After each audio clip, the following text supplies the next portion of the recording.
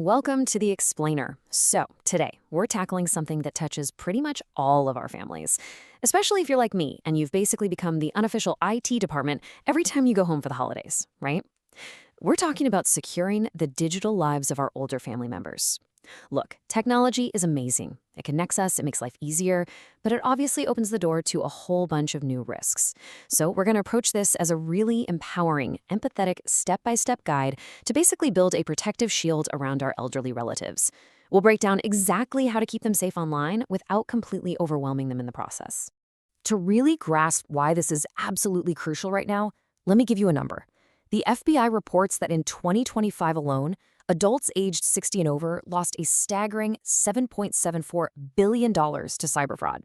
Just let that sink in for a second. $7.74 billion. That's a massive 59% spike from just the year before. So we aren't just talking about a minor nuisance here. This is a highly organized, multi-billion-dollar industry that literally targets the most vulnerable members of our families. But you know what? We're not going to let them be victims. Okay, let's dive into this roadmap. We're going to cover 1, the elder fraud epidemic, 2, spotting the scams, 3, smartphone security settings, 4, account level protections, and finally 5, ongoing safe digital habits. Section 1, the elder fraud epidemic. The sheer volume of threats out there can feel overwhelming, but remember, anyone can be a target.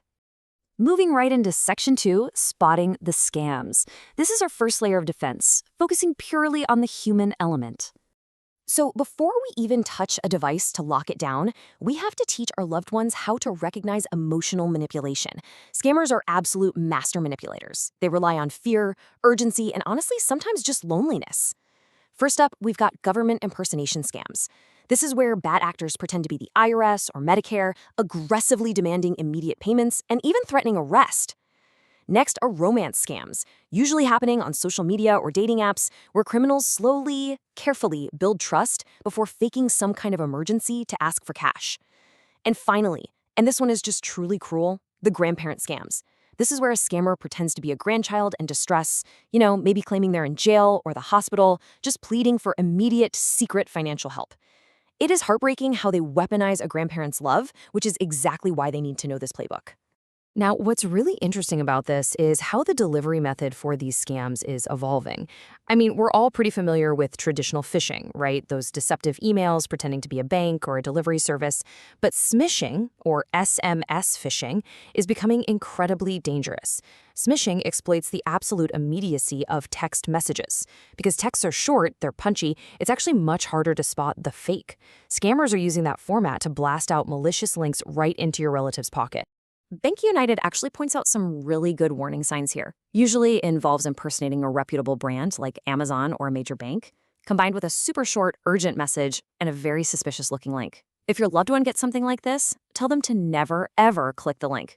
Instead, they can actually combat this spam by forwarding that exact suspicious message to the number 7726. Fun fact, that actually spells spam on the keypad, and it reports the bad actor directly to their phone carrier. I honestly love this guiding principle from Bank United. Treat your personal information like cash. It's so simple. Write this down, share it with your older relatives, just like they wouldn't, hand a stack of $100 bills to a random stranger on the street. They should never share their social security number, bank routing numbers, or passwords on some unsolicited call or text. Basically, if they didn't initiate the contact, they shouldn't hand over the cash. Okay, part 3, smartphone security settings. Now we're moving from the human element to physically locking down the device. So the next time you visit, maybe right before you help them fix the TV input again, grab their Android or iOS device, sit down with them, and just run through these rapid-fire technical fixes. Step 1, make sure they're only downloading apps from official stores. Step 2, activate app locks. And step 3, turn on power-off verification. Let's actually translate that tech jargon for a second so it's crystal clear. An app lock basically requires a specific PIN or fingerprint just to open certain apps. So even if someone somehow gets into the phone itself, you've essentially put an extra padlock on their banking app or their Facebook. And power-off verification? I honestly didn't even realize this until recently, but if a thief steals a phone, the very first thing they do is turn it off so you can't track it. This brilliant little setting demands a passcode before the phone can even power down, which keeps it trackable. Just a few more crucial settings to finish off this layer.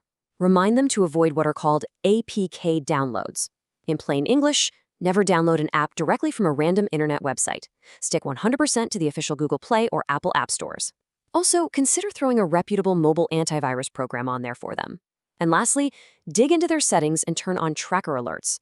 This makes sure they get notified if someone tries to secretly scan or track their phone from a distance using a Bluetooth tag. All right, part 4, account level protections. This is the innermost layer of our security shield. This is where the real damage happens if a scammer gets through all those other defenses. So one of the absolute most powerful and empathetic tools you can set up for an aging parent is a trusted contact on their financial accounts. Institutions like Morgan Stanley let you designate this right under their profiles and settings. A trusted contact acts as a vital safety net. The bank will reach out to this designated person if they detect highly unusual activity, suspect financial exploitation, or honestly, if they just can't reach the account holder. So the crucial point is making sure your older relatives feel comfortable doing this. Sometimes seniors resist this step. They want to maintain their independence, which is completely understandable. Reassure them by clearly explaining what a trusted contact absolutely cannot do. They do not have the authority to execute trades, they cannot withdraw funds, and they cannot move money around. None of that. They are literally just an emergency alert system, a trusted second pair of eyes to verify that everything is okay. Now let's talk about how they actually log into those critical accounts. Most of us just use standard SMS text messages for two-factor authentication, right? We're all used to it. But as we've learned, text can be intercepted. Contrast that huge vulnerability with the airtight security of a physical hardware security key using the FIDO2 standard. We're talking about a tiny physical device, kind of looks like a USB flash drive, that you actually have to plug into the device or tap against it to verify your identity. This is the gold standard of account security, and here's why. It prevents an attack called SIM swapping. That's where a crook actually convinces a phone carrier to move your loved one's phone number over to the crook's device. Suddenly, the hacker is getting all those SMS login codes. A physical hardware key, which by the way usually only costs between $30 and $100, stops these remote attacks dead in their tracks. It's wild that a simple piece of plastic and metal can defeat a sophisticated remote hacker, but it works because the criminal physically needs to have that key in their hand to log in. No key, no access. Okay, final phase. Part 5, ongoing safe digital habits. Maintaining these defenses every day. Because cybersecurity is not a one-and-done event, right? It's a daily habit. First off, constantly update those operating systems. Look, I know we all chronically hit the "Remind me tomorrow" button. Guilty as charged. But those updates patch vulnerabilities that stop zero-click attacks. Those are terrifying hacks that can infect a phone without the user even clicking anything. Next, help them finally ditch that little notebook of passwords and rely on a password manager to automatically generate and store complex credentials. And finally, when they're out at a coffee shop or the airport, teach them to look for that little HTTPS lock symbol in the browser address bar. That guarantees their connection over public Wi-Fi is properly encrypted and safe from anyone snooping around. So what does this all mean? Are your loved ones prepared to stop the next cyber threat? Look, cybersecurity shouldn't be this scary, taboo topic. It really needs to be just a regular, shared family routine. By taking the time to set up those trusted contacts, activate those app locks, and just talk openly about how scammers manipulate emotions, you are giving your family the ultimate gift, and that's peace of mind. I challenge you, pick up the phone or schedule a visit and have this essential conversation with your older relatives today. Let's get those shields up.